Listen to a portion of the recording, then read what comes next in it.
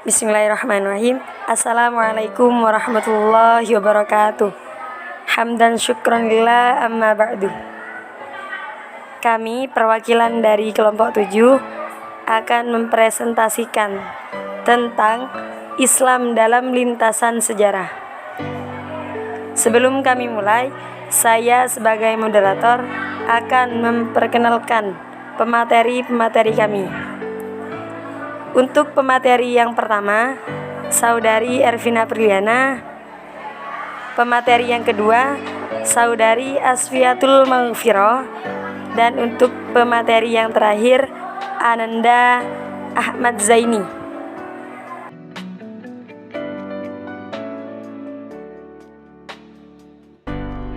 Bismillahirrahmanirrahim. Assalamualaikum warahmatullahi wabarakatuh. Saya sebagai pemateri yang pertama akan mempresentasikan tentang periodisasi sejarah Islam.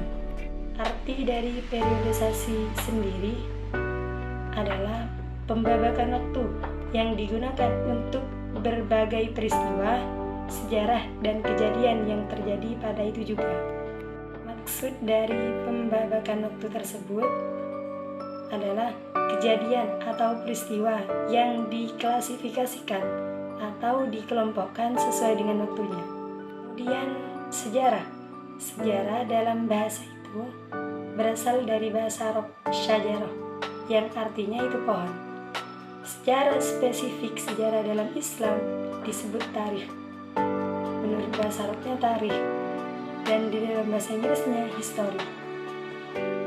Artinya yaitu ilmu yang membahas penyebutan peristiwa atau kejadian-kejadian, masa atau tempat terjadinya peristiwa, dan sebab-sebab terjadinya peristiwa tersebut.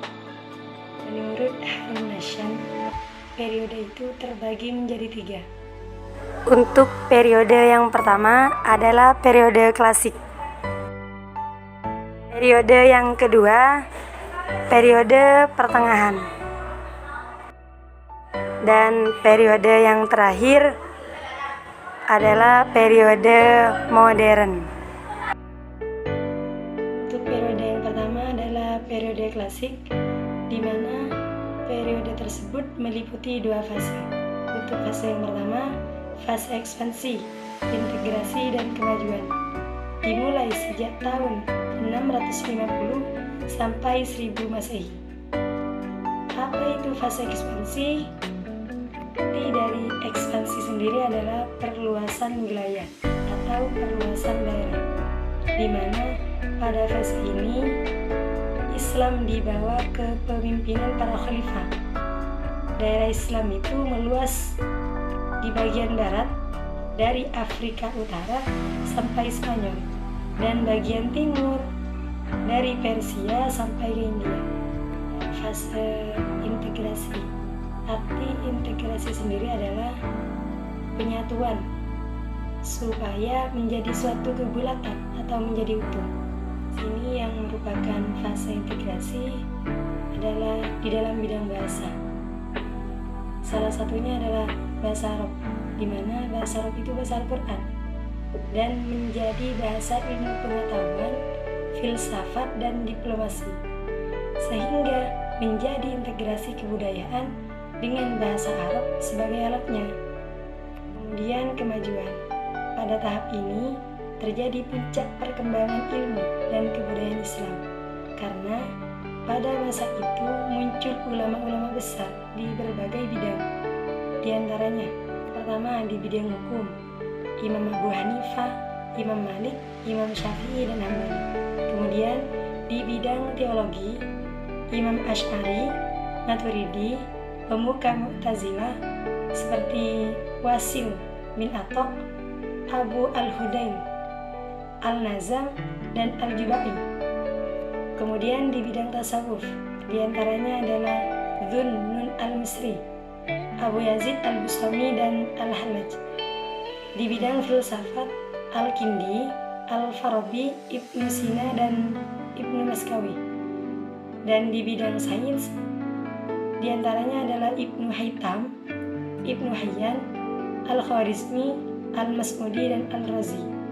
dan juga banyak di bidang-bidang lainnya. Yang kedua adalah fase disintegrasi.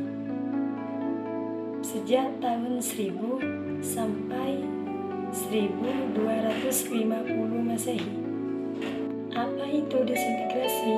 Arti disintegrasi sendiri adalah keadaan tidak bersatu padu yang menghilangkan keutuhan atau persatuan serta menyebabkan perpecahan. Pada fase disintegrasi ini ditandai dengan perpecahan dan kemunduran politik umat Islam. Berawal dalam lapangan politik, yaitu munculnya dinasti-dinasti yang memisahkan diri dari pemerintahan pusat sehingga terjadi perebutan kekuasaan dan memuncak terjadinya perang salib. Dari disintegrasi politik merambah pada wilayah kebudayaan dan bahkan wilayah agama, sehingga perpecahan menjadi besar. Pada saat ini pula tasawuf berubah menjadi thariqah. Baiklah, kami dari pemateri kedua akan membahas tentang periode pertengahan. Periode pertengahan yaitu meliputi dua fase. Yang pertama itu fase kemunduran. Fase kedua yaitu fase 3 kerajaan besar 1250 sampai 1500 Masehi. Yang pertama fase kemunduran 1250 sampai 105.500 Masehi. Fase ini dipengaruhi fase disintegrasi, yang mana fase disintegrasi sudah dijelaskan oleh pemateri yang pertama. Maka terjadi perbedaan Sunni dan Syiah antara Arab dan Persia. Dunia Arab pecah menjadi dua, yaitu wilayah Arab yang berpusat di Mesir dan Persia berpusat di Iran. Kebudayaan Persia mengambil bentuk internasional mendesak kebudayaan Arab. Pada zaman ini muncul pendapat bahwa pintu ijtihad tertutup dan perhatian kepada ilmu pengetahuan berkurang dan sebagainya. Bahkan umat Islam di Spanyol dipaksa masuk Kristen atau keluar dari daerah tersebut. Fase kedua ialah fase 3 kerajaan besar 1250 sampai 1500 Masehi. Diawali fase kemajuan 1500 sampai 1700, kemudian zaman kemunduran 1700 sampai 1800 Masehi. 3 kerajaan besar tersebut adalah kerajaan Utsmani, tapi terpukul di Eropa, kerajaan Safawi di Persia, tapi dihancurkan oleh kekuatan bangsa Afgan, dan kerajaan Mughal di India diperkecil oleh pukulan raja-raja India. Ketika Islam menurun dan Eropa atau Amerika mengalami kejayaan, maka tahun 1798 Masehi, Napoleon menduduki salah satu pusat Islam Mesir. Assalamualaikum warahmatullahi wabarakatuh. Saya sebagai pemateri yang ketiga akan menjelaskan tentang periode modern. Fase ini merupakan fase kebangkitan Islam untuk bangkit kembali setelah dijajah oleh bangsa Barat. Sebelum periode modern ini, umat Islam sudah dijajah oleh bangsa bagian Barat. Dan pada periode modern ini, Islam mengambil alih kekuasaan atau bangkit kembali setelah dijajah oleh bangsa bagian Barat. Tetapi Barat sedang mendominasi dunia Islam dan umat Islam ingin belajar dari Barat. Bangsa Barat ini menginginkan umat Islam itu untuk belajar dari bangsa bagian Barat. Reaksi umat Islam terhadap Barat antara lain pihak yang menceburkan diri langsung ke alam Barat. Ada dari kalangan umat Islam mengikuti bangsa bagian Barat, dan pihak yang kedua menentang setiap kehidupan yang berbau Barat. Ada dari kalangan umat Islam ini menentang dan ajarannya berbau bangsa bagian Barat, dan pihak yang ketiga mengadaptasikan Islam dengan Barat. Dan pihak yang ketiga ini artinya menyesuaikan Islam dengan bangsa bagian Barat, artinya menyamakan dan pihak yang keempat berusaha melakukan pembaruan atau reformasi pemikiran penghayatan Islam. Yang keempat ini melakukan pembaruan di kalangan umat Islam, artinya membuat pembaruan. Cukup sekian penjelasan dari kami tentang Islam dalam lintasan sejarah. Apabila ada kekurangan dan salah kata dari kami mohon maaf yang sebesar-besarnya. Ihdinas shiratal mustaqim.